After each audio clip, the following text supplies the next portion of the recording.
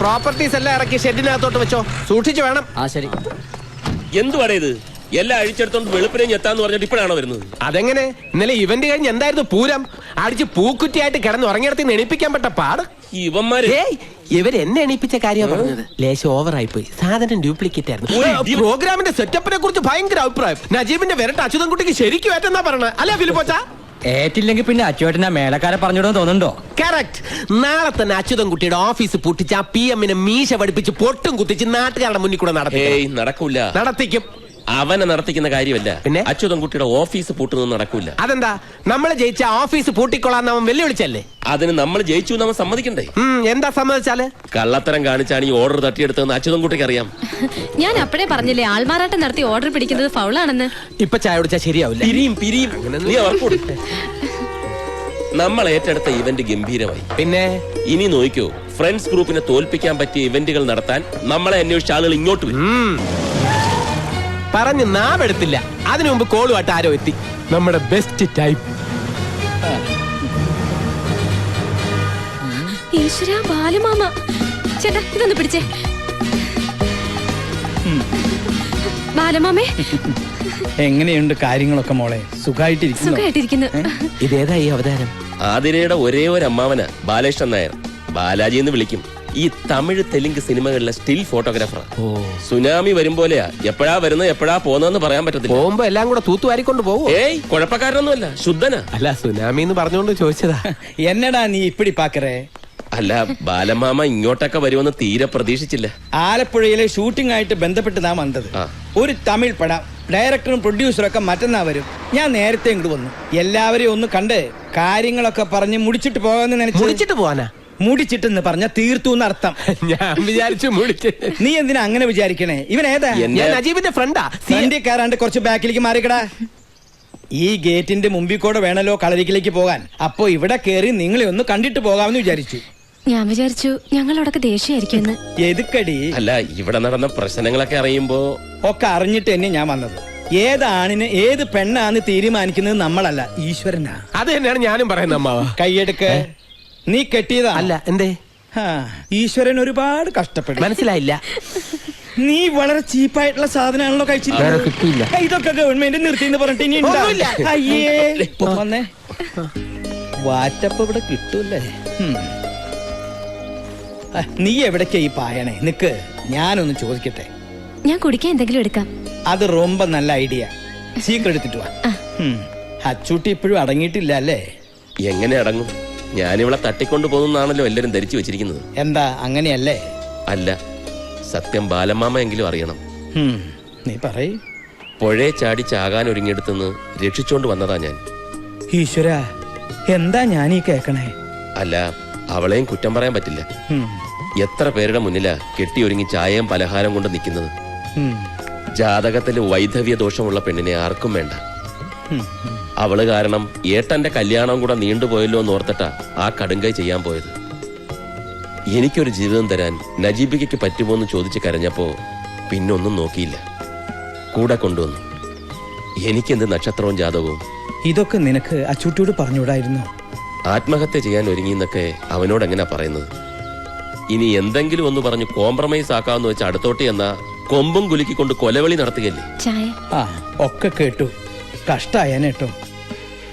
ഞാൻ പറഞ്ഞു, നീ വിഷമിക്കണ്ട. ഒരു കുഞ്ഞുണ്ടായി കഴിഞ്ഞാൽ അവന്റെ ഈ വാശിയൊക്കെ മാറും. പെണ്ണ് കെട്ടാൻ പോലും അവൻ സമ്മതിക്കുന്നില്ല, പിന്നല്ലേ കൊച്ചുണ്ടാവുന്നു. അവന് കൊച്ചുണ്ടാവണ കാര്യല്ല, നിങ്ങൾക്കൊരു കൊച്ചുണ്ടാവണ കാര്യ. അതെങ്ങനെയാ? ഏട്ടനൊരു പെണ്ണിന്റെ കഴുത്തി താലി കെട്ടിയിട്ട് മതി നമുക്കൊരു കുടുംബജീവിതം എന്ന് പറഞ്ഞ് വാശി പിടിച്ച് നടക്കല്ലേ ഇവിടെ ഒരാള്. അപ്പൊ ഇതുവരെ നിങ്ങളുടെ ശാന്തി മുഹൂർത്തം കഴിഞ്ഞില്ലേ? ശാന്തി മുഹൂർത്തോ? First night. അത് പിന്നെ ഞങ്ങളോടുള്ള പക കൊണ്ടാണല്ലോ ഒരു കുടുംബജീവിതം വേണ്ടെന്ന് പറഞ്ഞ് അച്യുതൻകുട്ടി വാശി പിടിച്ചു കിടക്കുന്നത്. അതുകൊണ്ടാ ഞാൻ. ഇതിലും ഭേദം ജാതകദോഷായിട്ട് ഇവള് കളരിക്കൽ തന്നെ നിൽക്കുന്നതായിരുന്നു നല്ലത്. ഇതിങ്ങനെ വിട്ടാ പറ്റില്ല. അവന്റെ വാശിയും വൈരാഗ്യമൊക്കെ മാറ്റാമോന്ന് ഞാനൊന്ന് നോക്കട്ടെ. നീ ധൈര്യമായിട്ടിരിക്കും. ഇപ്പൊ ഷൂട്ടിംഗ് തുടങ്ങാൻ പോണ സിനിമ റിലീസ് ആകുന്നതിന് മുമ്പ് അവൻ പെണ്ണ് കെട്ടിയിരിക്കും. ഈ മുറ്റത്തൊരു കുഞ്ഞു കാല് ഓടി കളിക്കണത് ഞാൻ കാണുകയും ചെയ്യും. ബാലമാമിയാ പറയണേ. എന്റെ തിരുമാന്താംകുന്നിലമ്മേ, ഇതൊന്നും അറിയാതെ എന്റെ കുട്ടി എത്ര പ്രാഗിരിക്കണോ ഞാൻ. ഈശ്വരന്റെ മുന്നിൽ ജാതിയും മതമൊന്നുമില്ല, മനുഷ്യനേ ഉള്ളൂ.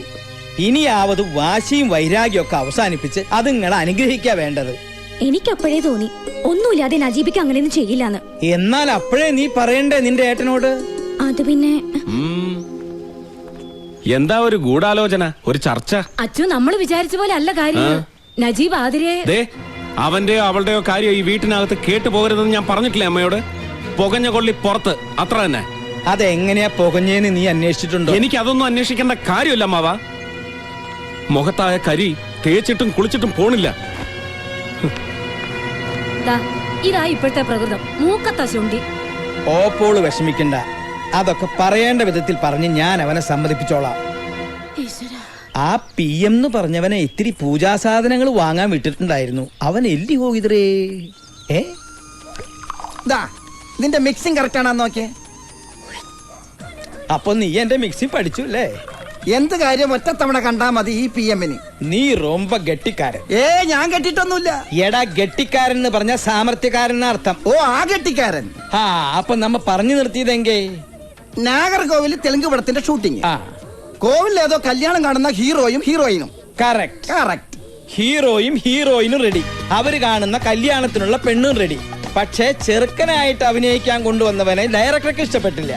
ഡയറക്ടർ കോദാണ്ഡരാമ റെഡ്ഡി എന്നെ നോക്കി ഒന്ന് പുഞ്ചിരിച്ചു. ബാലാജി, നീ കല്യാണ ചെറുക്കനായിട്ട് അഭിനയിക്കുന്ന ഒരു ഓർഡർ.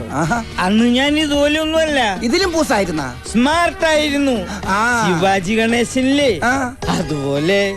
പിന്നെ ഒന്നും നോക്കിയില്ല, കേറി നിന്ന് താലി കെട്ടി ഫസ്റ്റ് ടേക്ക് ഓക്കെ. ഷൂട്ടിംഗ് കഴിഞ്ഞ് ഞാൻ പുറപ്പെടാൻ ഒരുങ്ങുമ്പോ ദേവരനു.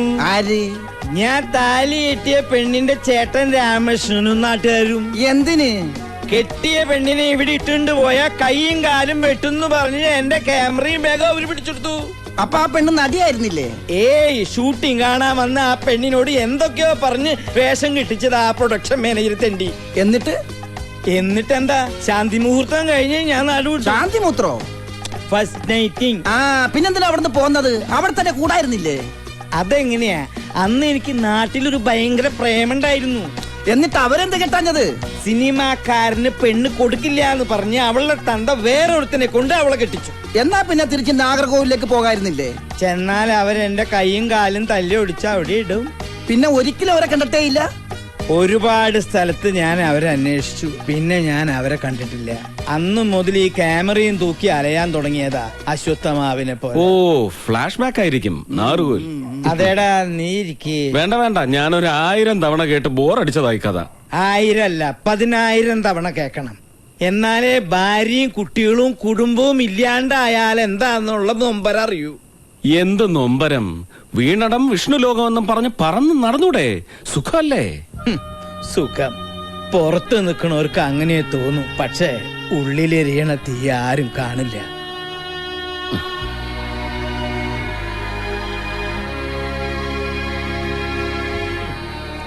അതുകൊണ്ടാ പറയണേ, ഈ ബാലമാമയുടെ ഗതി നിനക്കുണ്ടാവരുത്. നിനക്കെന്നല്ല ആർക്കുണ്ടാവരുത്. ഞാനൊരു സത്യം പറയാം, വെള്ളടിച്ചിട്ട് പറയാണെന്ന് വിചാരിക്കരുത്. അമ്മാവൻ പറയും. നജീബ് നമ്മുടെ ആതിരക്കുട്ടിയെ. വേണ്ട, അതൊഴിച്ച് അമ്മാവന് വേറെ വല്ലതും പറയാനുണ്ടോ? ഇതൊഴിക്കട്ടെ. ഒഴിക്കടാ. ഇവനോട് പറയാനുള്ളത് മുഴുവൻ പറഞ്ഞു കേൾപ്പിച്ചിട്ടേ ഇവനെ ഞാൻ വിടും. ഒഴുക്കി. വെള്ളമൊന്നും വേണ്ട.